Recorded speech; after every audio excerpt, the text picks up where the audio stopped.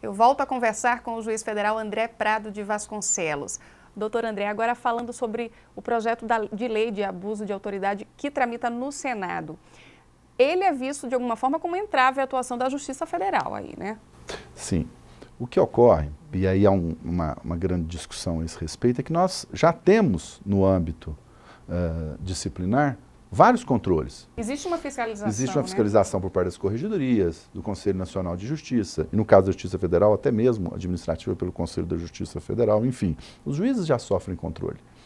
Mas há essa discussão no âmbito do parlamento, e a JUF não pode, institucionalmente, se furtar a discutir a lei ou o projeto de lei de abuso de autoridade, até porque nós temos que demonstrar os perigos que a sociedade corre ao se ampliar por demais as medidas tendentes a punir juízes com abuso de autoridade. E a JUF está fazendo um trabalho nesse sentido, vai apresentar uma nota técnica pública à população, esclarecendo a respeito desses temas. O que se tem que ter em mente é que tipo de juiz eu quero para julgar as causas do meu país. Se eu quero um juiz medroso, eu aumento as penas de abuso de autoridade. Se eu quero um juiz independente, eu mantenho as suas garantias e reduzo as penas de abuso de autoridade. Não que os magistrados brasileiros, federais em especial, estejam querendo não ser submetido a qualquer tipo de controle. Acho que todo profissional, né? Todo funcionário público ou órgão de poder tem que estar submetido a algum controle. Mas nós temos que estabelecer controles que sejam viáveis e que não impeçam a atuação do juiz. Então, por exemplo, quando você diz que vai punir um juiz pelo fato de um depoimento dele, como está constando desse projeto de lei do Senado, ser publicado na mídia, ou dele ter permitido, sem nenhum elemento para se dizer que esse juiz agiu dessa forma, movido por um interesse pessoal, movido por uma vontade de prejudicar o réu, você restringe a atuação do magistrado.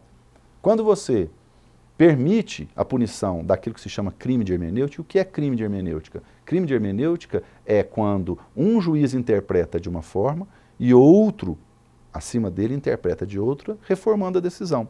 Se você permite criminalizar a interpretação da lei pelo magistrado, você veda o magistrado de trabalhar. Vamos pensar aí na Operação Lava Jato, por exemplo, que são dados já mencionados. A grande maioria das decisões já foi confirmada pelo tribunal, mas existem decisões que não foram. Por causa disso, esse trabalho extraordinário e esse juiz teria que ser punido? É isso que a JUF quer mostrar para o parlamento. E a JUF vai apresentar alternativas de forma a aprimorar a legislação, não no sentido de que o juiz quer, ou que o juiz federal quer se safar de todo e qualquer controle. Não, o juiz federal é republicano, pensa de maneira republicana. E a JUF, como instituição representativa da magistratura federal brasileira, também pensa de forma republicana. Da mesma forma que nós precisamos estabelecer limites para a atuação do agente público, nós também precisamos estabelecer limites até onde ele pode ir e não sobrecarregar a punição ao juiz, porque senão a gente passa a fazer da exceção a regra, né? E a regra entre os magistrados, da esmagadora maioria dos magistrados federais, é que são homens probos, homens que trabalham de acordo com a lei, enfim. Nós não podemos, eventualmente, por uma falta que acontece aqui ou acolá, mudar uma regra. Generalizar, né? Generalizar para todos os juízes, né? Porque, dessa forma, operações importantes podem ficar, inclusive, comprometidas com o PLS 280, sim, né? Sim. Se aprovado da maneira como está, como eu digo, eu citei um dos exemplos, um dos dispositivos, mas são vários os dispositivos aonde se tem que, pelo menos, colocar na lei que o juiz tem que ter agido no intuito de prejudicar o réu. Uhum.